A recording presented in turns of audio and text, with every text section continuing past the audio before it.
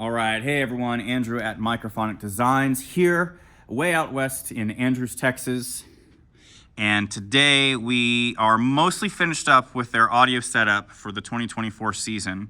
And to give you the lay of the land, we've got mixer cart, we've got a sub cart that goes on the 50, we've got battery powered upright speaker for the right side, and battery powered upright on the left side for side 1 and side 2. So we got our stereo sound that we're running audio cables out to. Mixer cart here.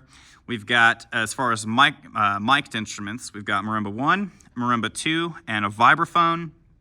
And then on the field, we're gonna have a stage over on the side 1, 40 or 35 or so, somewhere kind of close to the 50 over on side 1 is gonna be a stage with 2 microphones. And I'll kind of show you how we're gonna be connecting those in a second. And then we've got synth 1 cart and synth 2 cart in the back. And this setup is a lot like the like Transformers and Decepticons, where there's more than meets the eye. So let me kind of show you what we got going on in the mixer, and then we'll take a look at kind of how that's interacting with the synth hub in the back. So to start with, we've got our channel strips labeled. We've got marimba 1 high, low, marimba 2 high and low, vibraphone. Here's our stage mics. And then over here, check this out, channels 9 through 16. We have a lot going on. We've got 2 channels, a stereo pair for synth 1, left and right. We've got another stereo pair for synth 2, left and right. And here we have some special channels labeled effects, left and right. So Andrews High School has hired my good friend and colleague, Kent Summerer, to do their program coordination and design and a whole bunch of other stuff this year.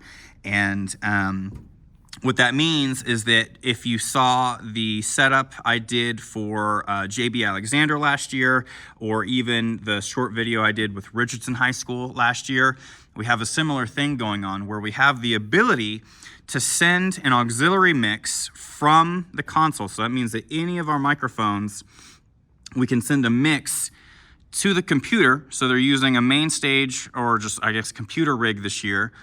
And we're able to send audio into the software for digital processing and then have it spit back out with the processed signal here. So we have a stereo channel for any special effects that Kent may like to add, probably to their stage mics, but also to any of the front ensemble mics. And then we've got a DTX. This is a pretty standard setup where I'll show you in a second, where we've got DTX to a direct box, and it's coming into channels 15 and 16. And we also got them set up with a new router. This is the same Linksys router that I use and that I carry with me everywhere. It's the, there it is, the WRT32X. And I like this router because it has 4 beefy antennas on the outside, and it's a high-speed gaming router, so it's designed for online gaming, like Xbox and all this. And anyway, what that means for us in the sound engineering world is that there's hardly any lag time between when we make an adjustment on the iPad and when that transmits to the mixer. So it's pretty close to real time, which is awesome. And then I've also got, I'll kind of show you the output layer. So here you'll see we've got 2 effects. So these are these 2 channels are the auxiliary mix going to the computer, and then we have the synth 1 monitor and the synth 2 monitor. There we go. And so, as you'll see in just a minute, once we take a look at the synth cart back there, I have the monitor speakers for both synthesizers being fed from the console as an actual monitor mix. And so if we look, for example, here, so again, we'll see this in further detail in a minute, but synth 1 and the DTX are in the same cart. So when I go and hit auxiliary 3, which is the output to the synth 1 monitor, you'll see that I've got synth 1, sticky fader, I've got synth 1 and DTX going to that auxiliary mix. Okay, so this one output is receiving signal from both of these instruments, both of these channels. And that's kind of how we set up. And then we've got all the standard stuff like the subwoofer send and our DCAs and stuff like that set up. We got the user-defined keys set up so that they can go forward and backward between scenes and save scenes. I've already saved a copy of the console to my thumb drive so I can have a copy at home. And all of this is being fed from the Dante box in the synth cart. So let's work our way back. Let me show you what's going on with the front ensemble microphones. It's real straightforward, thankfully. This is the easy part of their setup. I've got the Vibe mic, which is blue, coming across to marimba 2. So the blue cable, you'll see there, is just running across. We add the white color microphones from marimba 2 into the chain, and it comes over here to a very short snake. This snake's maybe 15, 20 feet long. It's great. And then marimba 1 is the red. It just comes over and connects right there. So real easy. So once the snake gets put down, there's only 5 connections that have to go in. And y'all know me, I do the single stripe, double stripe, because to me it makes sense to have one color per instrument, right? So if we look at the front ensemble, it's simply red, white, and blue. And Andrews is a very American town, so that should be easy to remember. And back here is where we get into really the good stuff. We are having some issues between the new laptop and the Focusrite. This is the Scarlett 18i20. Having some connection issues that we're gonna try to get sorted with the help of Focusrite. But the idea is that this is gonna be all of our ins and outs from the computer. And then here we have the TO box. So this box, this TIO 1608, is basically like if we took the outputs of the mixer, like that block of stuff on the mixer, all the outputs and inputs, if we removed those from the mixer and put them over here, that's what this box is. It's simply an extension of the mixing console. And so on the top row here, inputs 1 through 5, these are our marimba. So marimba 1, high and low, marimba 2, high and low, vibraphone. Green and orange are our soloist mics, or the stage mics. So I've got 2 of them plugged into channels or inputs 6 and 7, and they connect here. And so the idea that we have here, so here are the mics themselves. You'll see I've got on the microphone the color orange and on the microphone the color green, so that we have consistency with the microphone setup every day.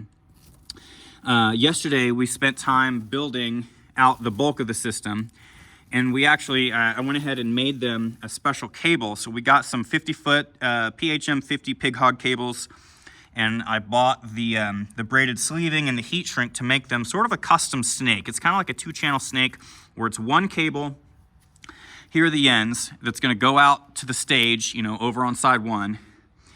And then it's gonna be so this cable is gonna live down here in the bottom of the synth cart, and when they roll onto the field, the idea is that then we deploy this cable out to the stage. And so I gave them the ability to disconnect right here if they need to, but I really am excited that they have one single long cable instead of 2 to run the stage mics off of. So here's sort of what we did. You know, we put the cables together, put them through the braided sleeving, and then we did the heat shrink to close everything up. And that's something that I know a lot of drum corps do with some of their stuff. They have the time and the resources, and that's one of the things that I am wanting to start doing for all of my system installation clients, like where it's needed, of course. And then here is the snake that goes to the front ensemble instruments. It comes in. I've zip tied this in here so it's nice and stable, and it just comes across. You'll see I did my best with cable management, and I tied off the extra connectors here, and we only have those 5 going up top. In the bottom row of the TO, we've got, so the red and double red, this is synth 1, left and right, going into the mixer. The next 2 over, we've got synth 2, left and right. Here's the blue, which I got the colors reversed on this one on accident, but it's still, I fixed the issue on the back. But we have the effects returns left and right, and then the yellow down here is DTX left and right. And so let me show you what that looks like on the back of the interface here. So back here, you'll see, here we go. So these are all the outputs, and you'll see the same colors. So again, we got synth 1 outputs, left and right. Synth 2 is right here, and then the effects returns is right here. And so that's how we have that set up. Over this way, these 2, the green and double green, these are the inputs from the auxiliary mix from the mixer. So when we send an auxiliary mix from the mixer into the computer, these are the two cables that signal travels along. It gets processed in the computer and then spat back out through these blue cables here. So that's kind of the loop that any special effects audio will take. And here's like the back of the Synth 1 monitor. And to kind of finish up with the TO box, these are the two cables that are going to the input of the Focusrite. So whenever we send a special mix out of the mixer into the Focusrite, again, these are the same cables that are going to the inputs on the Focusrite. And then I've got yellow and double yellow here on these outputs. So the single yellow is the Synth 1 monitor and the double yellow is the Synth 2 monitor. And you'll see for Synth 2, here's the cable that connects to go over to the monitor speaker in there. And then we're actually using a MIDI cable. So the back of the Focusrite interface, the 18i20, has a MIDI in port. So we're gonna use that in order to utilize this Yamaha, or this MoXF8 as the MIDI controller. So instead of doing it through USB, we're just gonna go ahead and do classic MIDI cable. So I got them set up with a HOSA MIDI cable, and then this extra extension MIDI cable is an extender. I just bought this off Amazon. It was like $6, so I hooked it up. And then we have a power cable going across, and there's the monitor and the battery and what will be the MIDI controller for Synth 2. So, a lot going on. Again, more than meets the eye, certainly. And let me clean out my empty coffee cup. They have a scooters out here in Andrews, Texas, which is awesome. But yeah, that's pretty much the setup. A lot going on. We put the DTX up here. But I just wanted to give a real thorough walkthrough of kind of what was going on for my own sake, so that I can remember what the heck I did today. I mean, I keep lots of documentation, but sometimes a video is just easier to just recap exactly what is going on. And to clarify, the synthesizer that they have in the Synth 1 cart, they got the MoDX 8 Plus, but they had a lot of sound design done for them this year, so we're using the MoDX as a MIDI controller. And then here's the DI box. Excuse me, here's the DI box for the DTX. And you'll see I've got everything color-coded yellow, double yellow, for the DI box, for the DTX. And then here's our Ethercon cable. And that's pretty much it. I'm pretty sure that's everything. For this system. In the mixer card, again, there's not too much going on, where they've got an output panel here, red, white, and blue again. So we've got side 1, side 2, and then the subs. They got the power outlets on the back, which is awesome. And they've got plenty of room for expansion in this cart. But there is our mixer right there. So I hope this helped y'all.